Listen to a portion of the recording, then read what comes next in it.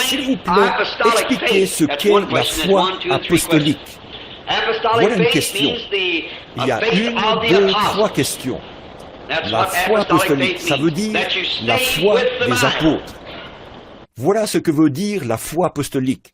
C'est que vous vous en tenez à la Bible. Maintenant, ce qu'on appelle la foi apostolique aujourd'hui, beaucoup ne s'en tiennent pas à la Bible. Mais apostolique, ça veut dire la foi apostolique. La foi apostolique de la Bible.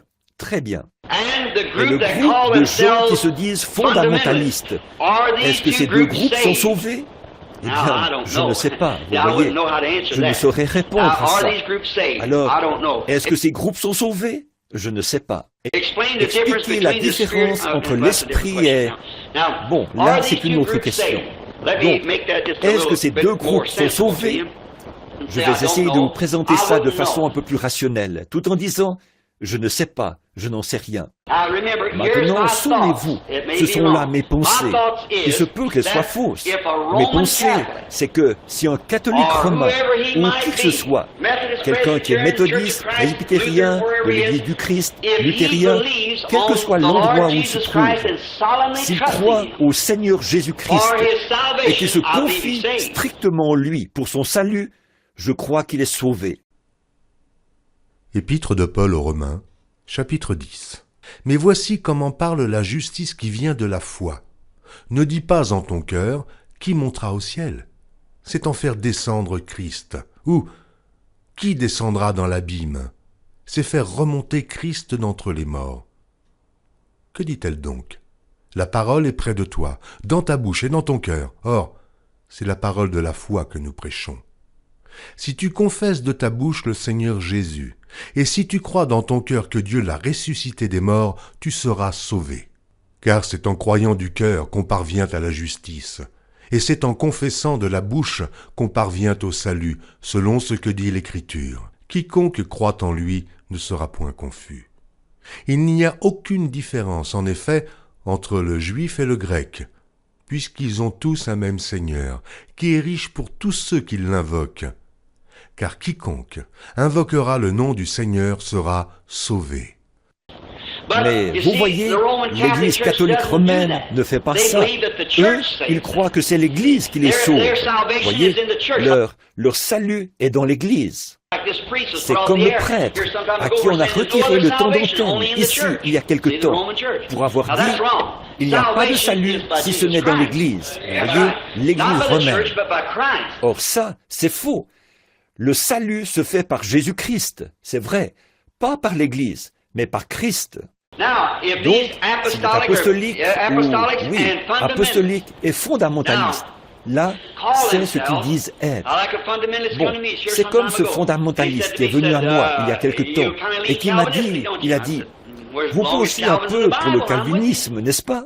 J'ai dit, eh bien, tant que Calvin est dans la Bible, je suis de son avis. J'ai dit, moi, je suis du même avis que la Bible, c'est tout. Alors, pourvu que Calvin s'en tienne à la Bible. Mais, s'il s'écarte de la Bible, moi, je continue à avancer, à croire la Bible.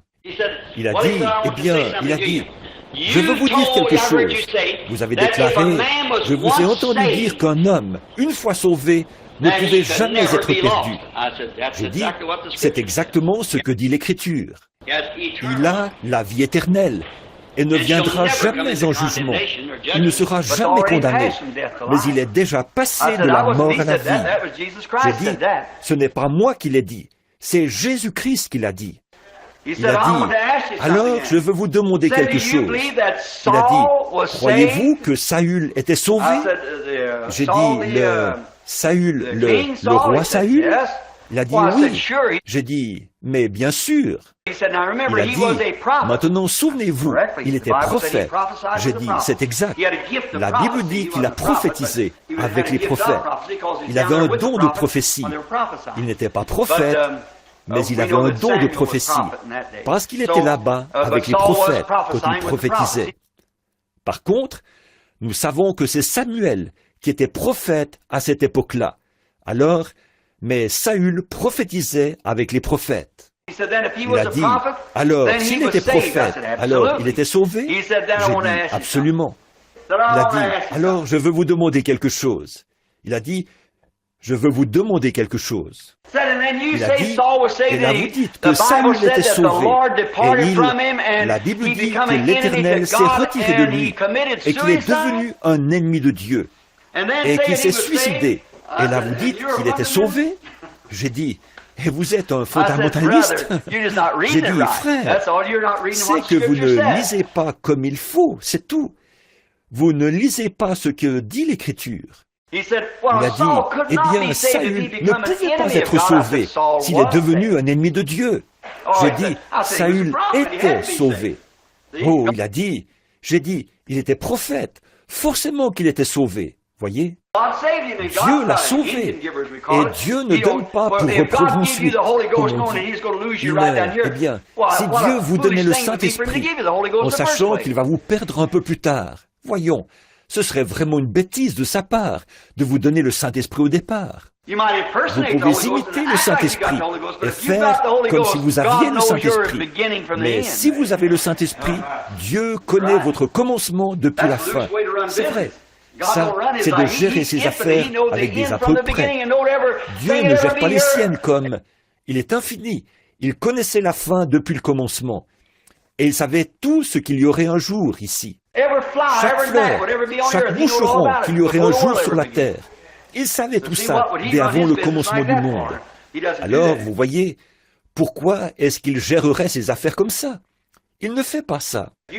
Si, à un moment donné, si vous avez vraiment le Saint-Esprit, vous êtes sauvé pour l'éternité. Je peux le prouver par les Écritures. Et nous l'avons fait maintes et maintes fois. Mais afin de garder du temps pour répondre à ces questions, je pourrais dire ceci, vous voyez. Là, cet homme a dit, eh bien alors, que diriez-vous à propos de Saül? J'ai dit, bien sûr que Saül était sauvé. J'ai dit, souvenez-vous, Saül a rétrogradé. Ça, je l'admets. Il a rétrogradé et s'est éloigné de Dieu à cause de sa cupidité. Il aime l'argent. Il a rapporté tous ses sacrifices et différentes choses, alors que Samuel, par la parole de Dieu, lui avait dit de tout détruire. Mais il a quand même épargné le roi et gardé beaucoup de choses. Et il a rapporté ça, parce que, voyez, plutôt que de suivre à la lettre ce que dit la parole de Dieu, vous y ajoutez votre propre opinion. C'est là que vous rétrogradez. Marc, chapitre 7. Les pharisiens et quelques scribes venus de Jérusalem s'assemblèrent auprès de Jésus. Ils virent quelques-uns de ses disciples prendre leur repas avec des mains impures, c'est-à-dire non lavées. Or les pharisiens et tous les juifs ne mangent pas sans s'être lavés soigneusement les mains, conformément à la tradition des anciens. Et quand ils reviennent de la place publique, ils ne mangent qu'après s'être purifiés. Oh, ils ont encore beaucoup d'autres observances traditionnelles, comme le lavage des coupes, des cruches et des vases d'airain. Et les pharisiens et les scribes lui demandèrent, « Pourquoi tes disciples ne suivent-ils pas la tradition des anciens, mais prennent-ils leur repas avec des mains impures ?» Jésus leur répondit, « Hypocrites, Ésaïe a bien prophétisé sur vous, ainsi qu'il est écrit, « Ce peuple m'honore des lèvres, mais son cœur est éloigné de moi. C'est en vain qu'il m'honore, en donnant des préceptes qui sont des commandements d'hommes. Vous abandonnez le commandement de Dieu et vous observez la tradition des hommes. » Il leur dit encore, « Vous anéantissez fort bien le commandement de Dieu pour garder votre tradition. » C'est ce que je pense des dénominations et tout ça. Elles rétrogradent parce qu'elles ne suivent pas la parole. On leur montre la parole et elles y tournent le dos en disant « Oh, notre Église enseigne ceci. » Ce n'est pas ça qui est vrai, c'est ce que Dieu a dit. Samuel avait reçu le mandat d'aller là-bas, ou plutôt Saül, et de tout exterminer. Tout. Tu détruiras tout. Plutôt que de faire ça, il en a gardé une partie afin de les sacrifier. Il a épargné la vie du roi, il a fait toutes sortes de choses. Alors Samuel s'est avancé vers lui, il lui a dit que l'Esprit de Dieu s'était retiré de lui, et ainsi de suite. Et puis Samuel est mort. Et environ 2 ans plus tard, eh bien là, Saül l'Esprit de Dieu s'était retiré de lui. Mais il n'était pas perdu. Bien sûr que non. L'onction l'avait quitté. Maintenant observez, et voyez si c'était bien le cas, là. Saül s'était tellement éloigné de Dieu que, lorsqu'il est allé au combat, il allait partir au combat, et il était inquiet à l'idée d'aller au combat. Alors il a demandé un songe au Seigneur. Le Seigneur n'a pas voulu lui donner de songe. Il n'y avait pas de prophète dans le pays à cette époque-là. Pas de prophète. C'est Samuel qui était prophète. Ils avaient des prophétiseurs, et tout ça. Mais il n'a pas pu recevoir de réponse de Dieu, d'aucune manière. Il est même allé vers l'Urim-Tumim, et s'est enquis là-bas. Et même les éclairs de lumière sur l'Urim-Tumim n'ont pas voulu lui donner une réponse. Et qu'est-ce qu'il a fait? Il a rampé, est allé dans une caverne où il y avait une magicienne, une diseuse de bonne aventure. Et cette magicienne, il s'était déguisé en fantassin.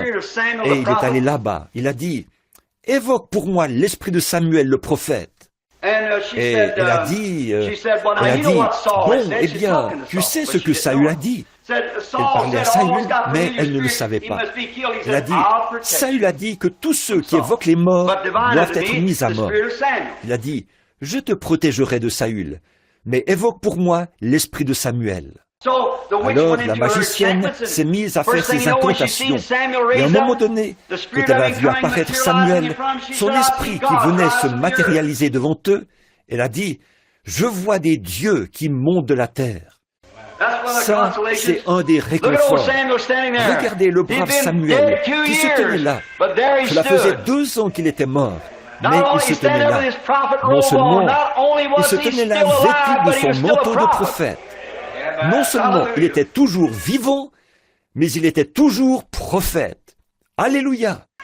Elle a dit, tu m'as trompé. Et Saül a dit, Samuel, je ne sais pas ce qu'il faut faire. Demain, je dois aller au combat. Et l'esprit m'a quitté.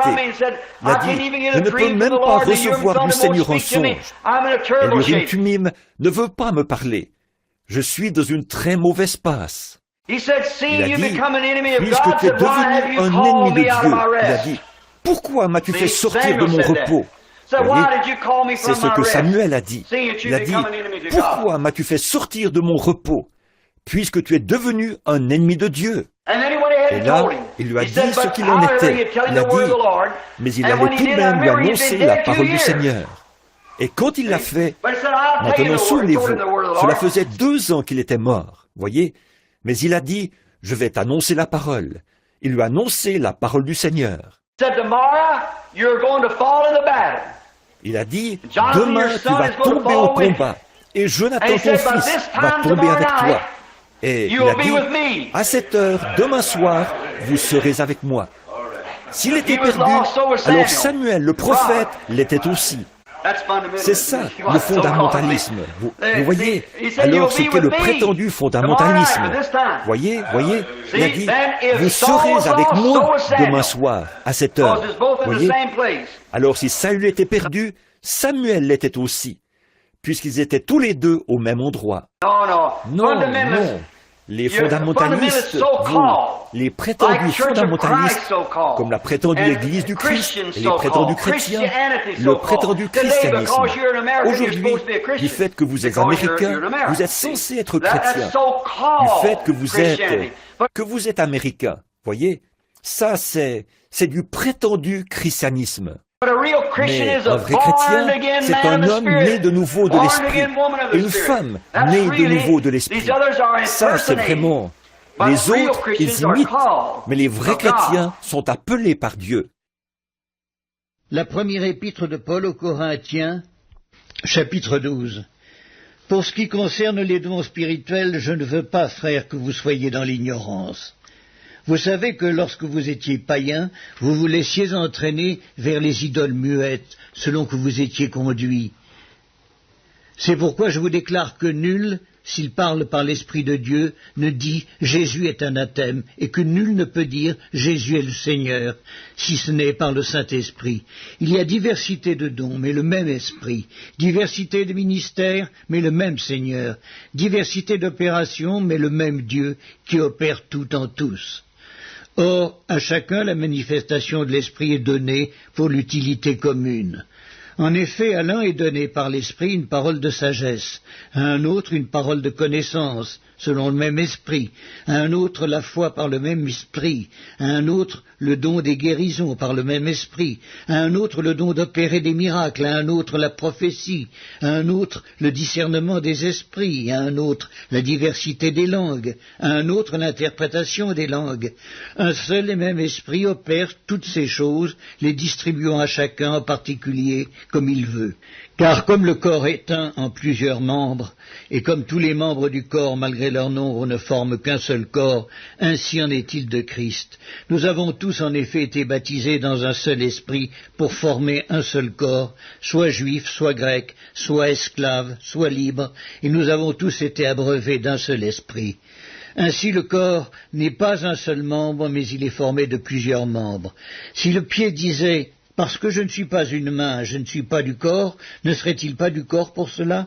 Et si l'oreille disait « Parce que je ne suis pas un œil, je ne suis pas du corps », ne serait-elle pas du corps pour cela? Si tout le corps était œil, où serait l'ouïe? S'il était tout ouïe, où serait l'odorat? Maintenant Dieu a placé chacun des membres dans le corps comme il l'a voulu. Si tous étaient un seul membre, où serait le corps?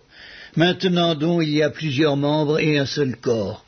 L'œil ne peut pas dire à la main « Je n'ai pas besoin de toi », ni la tête dire aux pieds « Je n'ai pas besoin de vous ».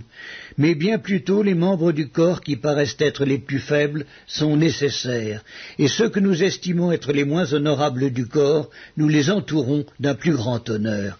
Ainsi nos membres les moins honnêtes reçoivent le plus d'honneur, tandis que ceux qui sont honnêtes n'en ont point besoin. Dieu a disposé le corps de manière à donner plus d'honneur à ce qui en manquait, afin qu'il n'y ait pas de division dans le corps, mais que les membres aient également soin les uns des autres. Et si un membre souffre, tous les membres souffrent avec lui. Si un membre est honoré, tous les membres se réjouissent avec lui. Vous êtes le corps de Christ et vous êtes ses membres, chacun pour sa part. Et Dieu a établi dans l'Église premièrement des apôtres, secondement des prophètes, troisièmement des docteurs, ensuite ceux qui ont le don des miracles, puis ceux qui ont les dons de guérir, de secourir, de gouverner, de parler diverses langues. Maintenant, les pentecôtistes, ce frère, je crois que il ne voyait pas d'un œil, un frère de couleur qui a vraiment commencé le message pentecôtiste en Californie, sur la vieille rue Azusa. On se moquait de lui parce qu'il était noir. On se moquait de lui. Mais il a apporté un message pour cet âge-là. Ce n'était qu'un petit homme qui pouvait à peine signer son propre nom. Mais le Seigneur lui avait révélé que c'était l'âge pour la restauration de ses dons. Et c'est arrivé. Peu importe ce qu'on disait, c'est arrivé. Puis tout le monde est entré dans l'atmosphère de la chose. Ils ont vu qu'il s'agissait bien de cet âge-là. Ils ont vu Dieu confirmer que ces gens pouvaient parler en langue, et ainsi de suite. C'est arrivé. Mais quand il a continué et affirmé que ceci est la seule preuve, cela a tué la chose. Voyez? Puis ils ont continué avec ça, vous voyez? Voilà ce que cela a produit. Ensuite, ils ont commencé à séparer ceci, cela, et à former des dénominations. Une, qu'il vient sur un nuage, l'autre, qu'il vient dans un buisson. Et, oh là là, c'était parti. C'est ce que font les dénominations, voyez. Dieu n'est pas l'auteur de la dénomination, parce que la dénomination, c'est Babylone, et il n'est pas l'auteur de la confusion. Nous la voyons toute. Vous n'avez même pas besoin d'être un intellectuel pour voir cela. C'est Babylone, voyez. La tradition, pensez-y, des gens sincères. Maintenant, quand même, parce qu'ils croient cela, il faut quand même qu'il y ait un lieu sincère où Dieu peut nous rencontrer.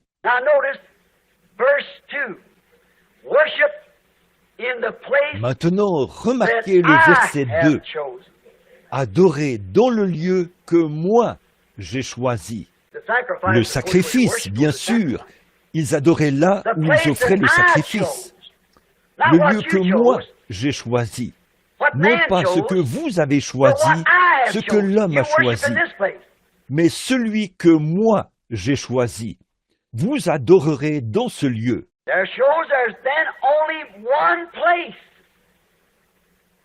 Cela montre qu'il n'y a qu'un seul lieu. Les autres sont vains. Ça ne doit pas être votre choix, mais ça doit être son choix. Eh bien, je n'ai pas besoin d'aller à l'église. Ou vous êtes si étroit d'esprit. Eh bien, vous reprenez même les femmes sur le fait de prêcher, ou les femmes qui coupent leurs cheveux, et les hommes sur ces autres choses. Eh bien, vous êtes tellement étroit d'esprit. Très bien, vous n'êtes pas obligé de prendre la voie de Dieu. Vous allez là où ils font ces choses. Voyez? Et vous verrez que c'est dans l'Écriture, là. C'est en vain qu'ils m'adorent. Jésus parlait de la même chose. Voyez? Chaque petit iota, tout, vous devez y rester fidèle. C'est toujours la petite vigne, le petit renard qui ravage la vigne. Parfois, vous laissez... Ce ne sont pas les grandes choses que vous faites. Ce sont les petites choses que vous ne faites pas. Souvenez-vous, la force d'une chaîne se mesure à son maillon le plus faible. Heureux ceux qui observent tous les commandements de Dieu, afin qu'ils puissent avoir le droit d'entrer. Faites tout ce que Dieu a dit. Matthieu, chapitre 5. Ne croyez pas que je sois venu pour abolir la loi ou les prophètes. Je suis venu non pour abolir, mais pour accomplir. Car je vous le dis en vérité, tant que le ciel et la terre ne passeront point, il ne disparaîtra pas de la loi un seul iota ou un seul trait de lettre jusqu'à ce que tout soit arrivé. Celui donc qui supprimera l'un de ces plus petits commandements et qui enseignera aux hommes à faire de même sera appelé le plus petit dans le royaume des cieux. Mais celui qui les observera et qui enseignera à les observer, celui-là sera appelé grand dans le royaume des cieux.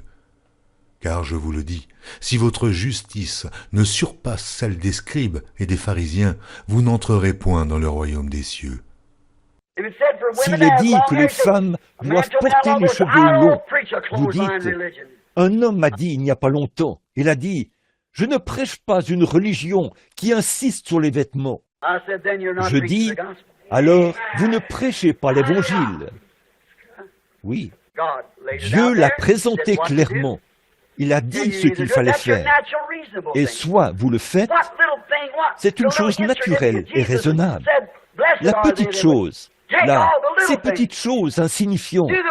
Jésus a dit, heureux ceux qui sont fidèles dans toutes les petites choses, qui observent les petites choses. Et pour une femme, de laisser pousser ses cheveux, c'est simplement eh bien, c'est quelque chose qu'elle peut faire. Et elle ne veut même pas le faire. Elle ne veut même pas le faire. Oh, enseignez-nous de grandes choses. Comment pouvez-vous enseigner les grandes choses quand vous ne voulez pas faire la chose simple et élémentaire? Parce que, voyez-vous, votre motif et votre objectif sont faux. C'est votre amour pour Dieu. Seigneur, peu m'importe ce que tu veux que je fasse, je suis prêt à le faire. Là, vous êtes sur la bonne voie. Mais si vous ne le faites pas de cette façon, la façon dont il a dit de le faire, c'est son choix, le lieu que j'ai choisi. C'est là que vous adorez avec votre sacrifice. Jean, chapitre 4. Nos pères ont adoré sur cette montagne, et vous vous dites que le lieu où il faut adorer est à Jérusalem. Femme, lui dit Jésus, crois-moi, l'heure vient où ce ne sera ni sur cette montagne, ni à Jérusalem, que vous adorerez le Père. Vous adorez ce que vous ne connaissez pas. Nous adorons ce que nous connaissons, car le salut vient des Juifs. Mais l'heure vient, et elle est déjà venue, où les vrais adorateurs adoreront le Père en esprit et en vérité, car ce sont là les adorateurs que le Père demande. Dieu est esprit, et il faut que ceux qui l'adorent en esprit et en vérité. Maintenant, aujourd'hui, nous voyons aussi qu'il y a beaucoup de dénominations différentes. Il y a l'Église catholique, l'Église protestante. Chacune d'elles dit que c'est eux le chemin. Vous voyez, nous avons le chemin. La vérité, c'est nous. Il y a les méthodistes qui disent, c'est nous qui avons la vérité. Les baptistes disent, c'est nous qui avons la vérité. Eh bien, à mon sens, tant qu'ils pensent comme ça, ce n'est pas vrai. Parce que Jésus a dit, je suis la vérité. Voyez? Par conséquent, comme je le disais dans ma prédication d'hier soir, il est le lieu où Dieu a mis son nom, le seul lieu d'adoration. Vous n'êtes pas chrétien parce que vous êtes protestant. Vous n'êtes pas chrétien parce que vous êtes catholique. Vous n'êtes pas chrétien parce que vous êtes méthodiste, baptiste ou pentecôtiste. Vous êtes chrétien parce que vous avez été baptisé en Jésus-Christ par le Saint-Esprit, pas par l'eau. Il y a une seule foi, un seul Seigneur, un seul baptême, c'est-à-dire le baptême du Saint-Esprit. Le baptême d'eau vous introduit dans une communion, mais le baptême du Saint-Esprit vous introduit en Christ. Voilà la vérité. La première épître de Paul aux Corinthiens, chapitre 1. Je vous exhorte, frères, par le nom de notre Seigneur Jésus-Christ, à tenir tous un même langage, à ne point avoir de division parmi vous, mais à être parfaitement unis dans un même esprit et dans un même sentiment. Car, mes frères, j'ai appris à votre sujet par les gens de Chloé qu'il y a des disputes au milieu de vous. Je veux dire que chacun de vous parle ainsi. Moi, je suis de Paul, et moi d'Apollos, et moi de Céphas, et moi de Christ. Christ est-il divisé? Paul a-t-il été crucifié pour vous, ou est-ce au nom de Paul que vous avez été baptisés? Je rends grâce à Dieu de ce que je n'ai baptisé aucun de vous, excepté Crispus et Gaius, afin que personne ne dise que vous avez été baptisés en mon nom. J'ai encore baptisé la famille de Stéphanas. Du reste, je ne sache pas que j'ai baptisé quelque autre personne. Vous oubliez, vous perdez votre équilibre chrétien. Vous ne pouvez pas dire à quoi vous appartenez. Vous dites, je suis méthodiste, je suis baptiste, voilà ce que je sais, je suis pentecôtiste, je suis ceci, cela ou autre. Faites bien attention, cela peut vouloir dire que les signes de la maladie deviennent visibles, que vous êtes atteint d'amnésie spirituelle. Vous dites, frère Branham, je crois ceci, et je ne... Maintenant, attendez seulement un instant. Si Dieu a promis qu'il ferait ces choses, et qu'elles seraient là dans les derniers jours, et que votre credo vous éloigne de cela, j'y vois un indice de la maladie chez vous. C'est l'amnésie spirituelle. Vous avez oublié de vous identifier avec la parole. Vous dites, je ne crois pas que les malades sont guéris. Vous êtes atteint d'amnésie spirituelle. Vous dites, je ne crois pas au baptême du Saint-Esprit. C'est de l'amnésie spirituelle. Vous dites, je ne crois pas que Dieu a promis de faire ces choses dans les derniers jours. Alors, vous avez écouté un credo, une doctrine, plutôt que la Bible.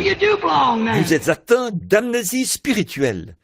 Alors, vous ne savez pas à quoi vous appartenez. Vous confessez être un chrétien et vous reniez la parole. Cela vous ramène directement à l'amnésie spirituelle.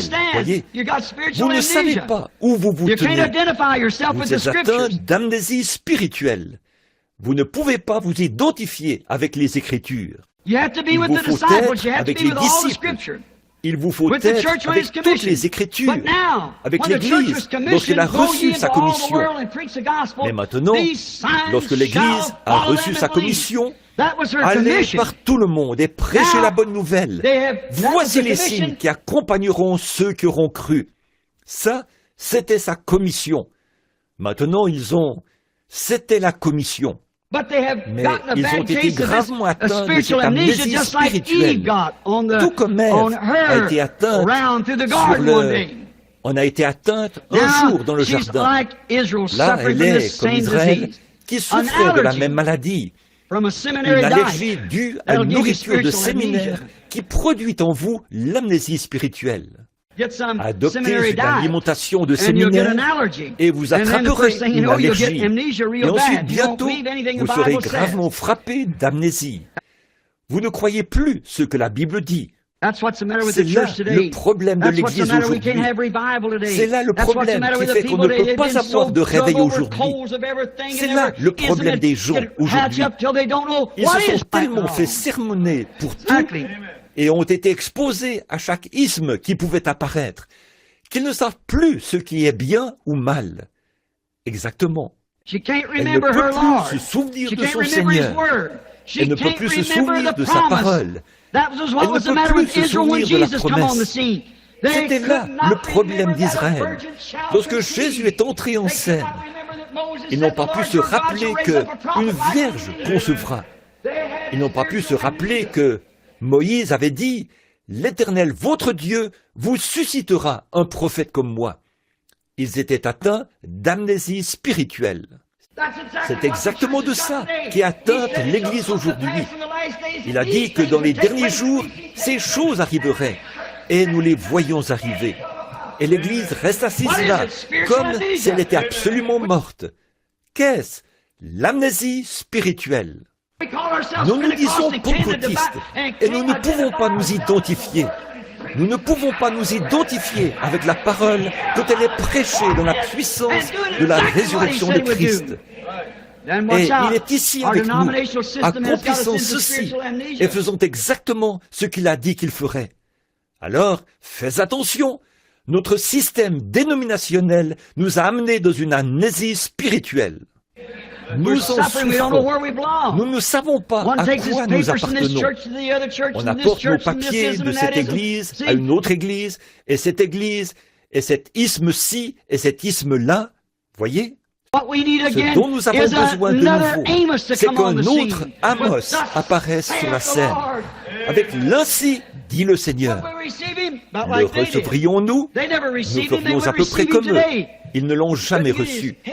Ils ne le recevraient pas aujourd'hui. C'est à peine s'ils pouvaient entrer quelque part pour y prêcher. Effectivement, parce que l'Église souffre de cette amnésie spirituelle. La première épître de Paul aux Corinthiens, chapitre 3. Pour moi, frères, ce n'est pas comme à des hommes spirituels que j'ai pu vous parler, mais comme à des hommes charnels, comme à des enfants en Christ. Je vous ai donné du lait, non de la nourriture solide, car vous ne pouviez pas la supporter, et vous ne le pouvez pas même à présent, parce que vous êtes encore charnels. En effet, puisqu'il y a parmi vous de la jalousie et des disputes, n'êtes-vous pas charnels et ne marchez-vous pas selon l'homme ? Quand l'un dit « Moi je suis de Paul » et un autre « Moi d'Apollos », n'êtes-vous pas des hommes ? Qu'est-ce donc Apollos et qu'est-ce que Paul? Des serviteurs par le moyen desquels vous avez cru, selon que le Seigneur l'a donné à chacun. J'ai planté, Apollos a arrosé, mais Dieu a fait croître, en sorte que ce n'est pas celui qui plante qui est quelque chose, ni celui qui arrose, mais Dieu qui fait croître. Celui qui plante et celui qui arrose sont égaux, et chacun recevra sa propre récompense selon son propre travail. Car nous sommes ouvriers avec Dieu. Vous êtes le champ de Dieu, l'édifice de Dieu. Ici, il y a quelque temps, un entrepreneur. J'étais à Milltown, à l'église baptiste de Milltown. Nous avions un réveil. Et frère Wright, et vous tous, je suppose, vous vous souvenez de Marion Lee. Et il était très bouleversé par quelque chose que j'avais enseigné sur le baptême d'eau. Eh bien, il est rentré chez lui, et il était bouleversé à ce sujet. Et il était un entrepreneur. Cette nuit-là, il a eu un songe. Le Seigneur lui a montré qu'il construisait une maison et il devait y installer une fenêtre en baie. Et alors, au lieu d'y installer une fenêtre en baie, il a simplement construit une véranda en disant « ce sera très bien ». Alors, quand le propriétaire de la maison s'est présenté là, il a dit « démolissez-la jusqu'à la fondation, recommencez à zéro ». Il avait donc reçu un enseignement différent de ce que la Bible enseignait. Alors il a dit, je ferai aussi bien de démolir la fondation et de la reconstruire. Je suis rentré chez lui ce soir-là.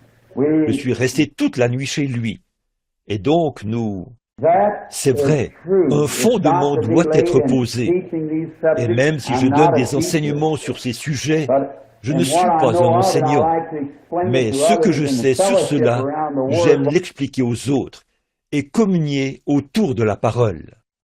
Alors que le Saint-Esprit rend cela réel dans notre cœur. Et alors, nous passons vraiment des moments merveilleux à le faire. Selon la grâce de Dieu qui m'a été donnée, j'ai posé le fondement comme un sage architecte et un autre bâtit dessus. Mais que chacun prenne garde à la manière dont il bâtit dessus, car personne ne peut poser un autre fondement que celui qui a été posé, savoir Jésus-Christ. Or, si quelqu'un bâtit sur ce fondement avec de l'or, de l'argent, des pierres précieuses, du bois, du foin, du chaume, l'œuvre de chacun sera manifestée. Car le jour la fera connaître, parce qu'elle se révélera dans le feu, et le feu éprouvera ce qu'est l'œuvre de chacun. Si l'œuvre bâtie par quelqu'un sur le fondement subsiste, il recevra une récompense. Si l'œuvre de quelqu'un est consumée, il perdra sa récompense. Pour lui, il sera sauvé, mais comme au travers du feu. Ne savez-vous pas que vous êtes le temple de Dieu et que l'Esprit de Dieu habite en vous? Si quelqu'un détruit le temple de Dieu, Dieu le détruira, car le temple de Dieu est saint, et c'est ce que vous êtes. Et cette nuit-là, pendant que nous étions couchés là, Frère Lee a eu un songe, et il avait toujours contesté avec moi au sujet du baptême d'eau au nom du Seigneur Jésus-Christ. Il n'y croyait pas. Et il était entrepreneur. Donc il a dit, Frère Branham, je viens d'avoir un songe. Il a dit, j'ai rêvé que j'étais allé à New Albany. Je construisais la maison d'un monsieur et il m'avait donné le plan. Mais quand j'ai vu la façon dont il avait placé ses fenêtres et à un certain endroit, la façon dont c'était dessiné, je me suis dit, ce n'est pas bon, impossible, c'est incohérent, ce n'est pas bon ça. Alors, j'ai construit cela de la façon que je pensais être la bonne. Et à son retour de vacances en Floride, j'avais pratiquement fini sa maison. Il a regardé la maison, il est allé chercher le plan et l'a regardé. Et il a dit, « Dites, vous avez mal construit ma maison. » Je lui ai répondu, « Non, je n'ai pas mal construit votre maison. » Et cet endroit-là, eh bien, a-t-il dit, en fait, ça ne devrait pas se trouver là. Il a dit, démolissez-moi ça. Si vous vous attendez à ce que je vous paye, vous la construirez d'après le plan. Et il a dit, qu'en pensez-vous, Frère Branham? J'ai dit, il y a un ruisseau qui passe là-bas, à côté de la maison. Et nous y sommes allés. Il a dit, je ne veux pas qu'il y ait une démolition ce jour-là. J'ai dit, c'est maintenant qu'il faut faire les choses correctement. Construisez-la d'après le plan. Dans la Bible, il y avait un prédicateur baptiste là-bas. Lui aussi, il avait été baptisé. Mais il prouvait par la Bible que Jésus était le Christ. Les gens avaient beaucoup de joie. Et ils étaient vraiment très heureux de ça. Mais ils n'avaient pas encore le Saint-Esprit. Il aura fallu se faire rebaptiser. Et Paul a dit, dans Galaten 8, si un ange du ciel peut annoncer un autre évangile que celui que je vous ai prêché, qu'il soit anathème. Peu importe ce que ce serait. C'est pourquoi, en connaissant ces choses, peut-être que vous ne les connaissez pas, mes frères, mais en connaissant ces choses, alors je suis contraint et lié à Dieu par le devoir d'exécuter le plan du premier fondement, car personne ne peut poser un autre fondement que celui qui a déjà été posé, c'est-à-dire celui des apôtres et des prophètes. Les prophètes l'ont annoncé d'avance et les apôtres l'ont exécuté. Et nous sommes censés continuer à l'exécuter jusqu'à ce que l'édifice soit achevé. Que nul ne s'abuse lui-même. Si quelqu'un parmi vous pense être sage selon ce siècle, qu'il devienne fou afin de devenir sage. Car la sagesse de ce monde est une folie devant Dieu. Aussi est-il écrit, il prend les sages dans leur ruse. Et encore, le Seigneur connaît les pensées des sages, il sait qu'elles sont vaines. Que personne donc ne mette sa gloire dans des hommes, car tout est à vous, soit Paul, soit Apollos, soit Céphas, soit le monde, soit la vie, soit la mort, soit les choses présentes, soit les choses à venir. Tout est à vous, et vous êtes à Christ, et Christ est à Dieu. À aucun instant je n'apporte aux gens un message pour les pousser à me suivre ou à se rattacher à mon assemblée, ou à fonder un groupe, une organisation. Je n'ai jamais fait cela, et je ne le ferai pas maintenant. Je n'ai pas d'intérêt pour ces choses. J'ai, en revanche, un intérêt pour les choses de Dieu et pour les gens, et je serai satisfait si je peux réaliser une seule chose. Cette chose, c'est de voir s'établir une relation spirituelle véritable entre Dieu et les hommes, dans laquelle les hommes deviennent de nouvelles créatures en Christ, remplis de son esprit et vivant selon sa parole. J'adresse à tous une invitation, un appel et un avertissement pour que vous écoutiez sa voix maintenant même et que vous lui abandonniez entièrement votre vie, comme je suis certain de lui avoir abandonné tout ce que j'ai. Que Dieu vous bénisse et que sa venue réjouisse votre cœur.